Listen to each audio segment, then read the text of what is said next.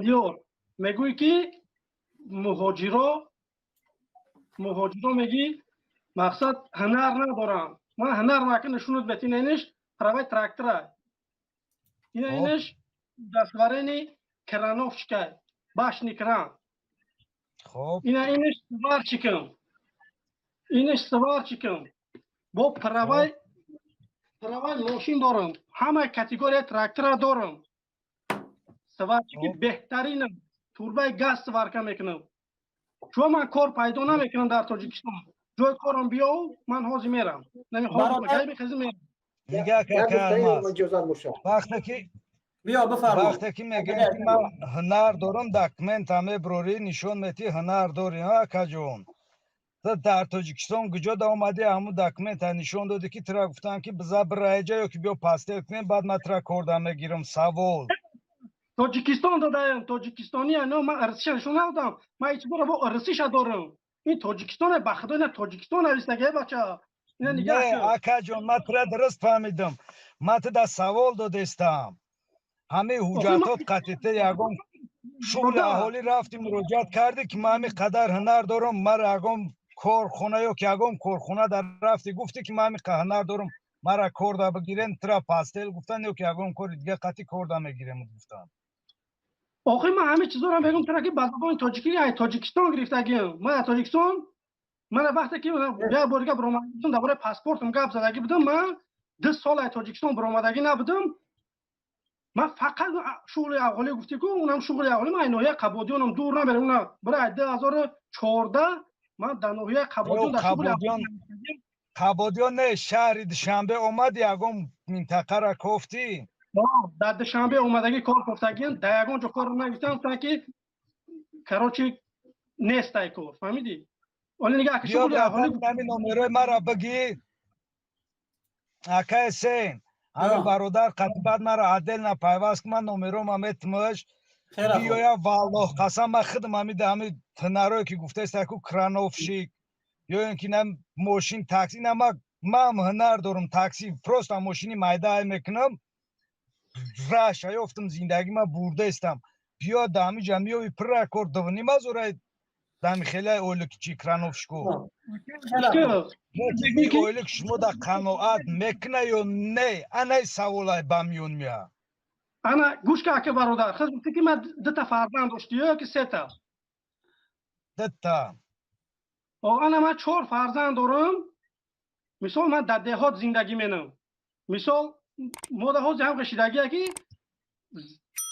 4 ساتیق زمین دارم 4 ساتیق دا 4 ساتیق من یگان چی کردن نمیتونم که مثال کارچیکا بگیرم پیاز بگیرم که مثال من مجبور میشم که روسیه بیام تاجیکستان والله قسم بوی اکا والله قسم ایما دا بوی که 4 ساتیق زمین داریم هم 4 ساتیق زمین ندارم من کوارتیر در زندگی میکنم والله قسم برادر الماز خدا نگهدارت باشه شما اسنادایی که برای این آدم لازم بود پیشنهاد کردین که ما تولیت کس میگوی این همش کس داره اما بیکاری در بدره نه کس بوله که میتنش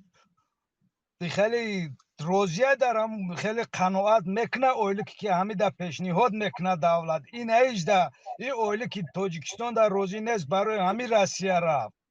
سوال به همین نفر حاضر کدام عصره عصر 21 با فکرم خب عصر 21 باشه خیلی که شما گفتین مردم باید یک کارهای پستی را در نظر آوردین که اگه بیام او را دیم مراتبه نام نگیره مثال باید قابل کنه و باید یک چیز بفروشه و یک کارهایی که ای عصر 21 باید به عصر چنگی بگذره و در آخر گپت گفتی حکومت در اینجا گناه نداره و او کسی که سوگند خورد به نام پاک الله و سوگند خورد امروز فرد ملت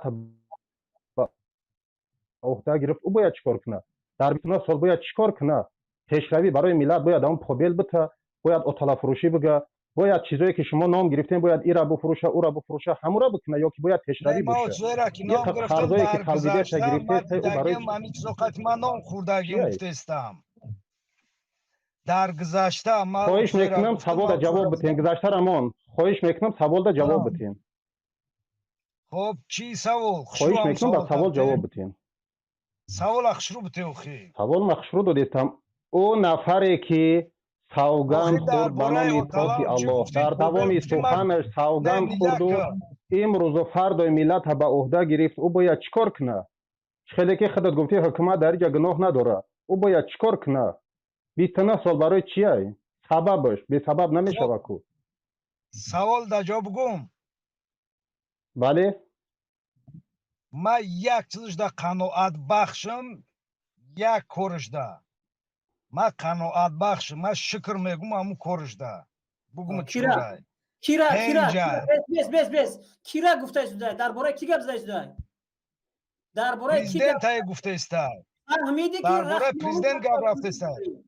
فهمیدی که رحمانوف درباره پیشروی او زنک برای خاطری همه چیز ترا گفت که بناموس برای خاطری اون آدمی که تو دفاعش داری این نایب زن بیچاره را کو مهاجر کردگی انا که نه ایرا اکای حسین اکای حسین بالله قسم اکای جان همین مردک اساسی برادر این افغانو این قدر دایجا مهاجران و کی باید گیلا کنن پرزیدنت شو افغانو سوال دا جواب بده خواهش میکنم سوال دا جواب بده آمدن سون کار کردستن مهاجران آمدن سون کار کردستن اما ما بس میکروفون ترا بکشم که دیگر از کنترل بیرون شده است برادر ما در همین یک چند نقطه ذکر کرد من میخواستم یک چکنم خصوصا برادرها را خصوصا عموما مهاجر را میگه که گناهگار میگه شما هنر ندارید شما کسب یاد بگیرین جای کار پیدا میکنین من شخصی که من چیزی میگم اگر در حقیقتا جوانمرد هستی برای جای گفتگی من پرور که من چیزی میگم ببین هر چی میگی در برنامه دیگه بیاد هم پیش مردم 10,000 آدم ترا میبینه بگو من کسی هستم من استاد دانشکده اسلامی هستم از سال 2012 تا 2015 من متخصص من 9 زبان صحبت میکنم 9 زبان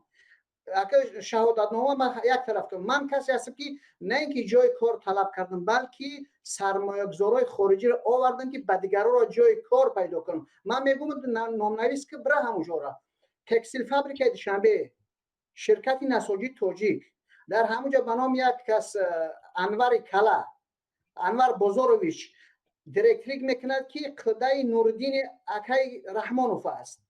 72 گکتر زمینی که در قلب دوشنبه جایگیر است سابق پیش از رحمانوف موادن همین شرکت حدودی 18,000 نفر در 3 شیفت شیفت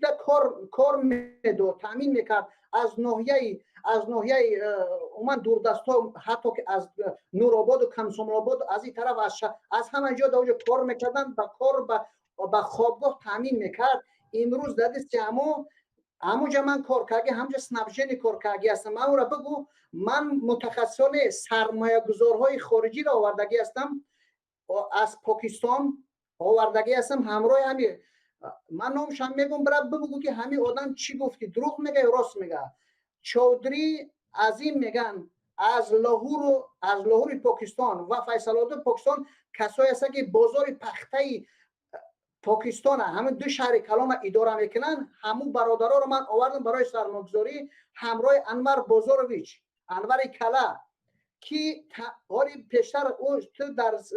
صحبت‌های او خواهر که گپ زد گفته که این میکنن همین انور بازارویچ ببین اگر مرد جوان مردی فقط از گردی همین تکستیل فابریکه بپرس کسایی کار کردن اکثر کسایی که زنهای دوجا کار کردن اکثر بیچاره‌ها دخترای اونا رو خودشون تجاوز کردگی است و برادری همین انور بازارویچ کشتگیان از اوی تجاوز که برادرش ولی دیگرش پروکورور کار میکنه اینا ببین تحقیق بکن من دوجا کار کردم انور بازارویچ بگو سیدعلی اشرف شخصا همین میشناس یا نمیشه کار کرده بود یا نه بگو من دقیق میگم با فکت دلیل ببین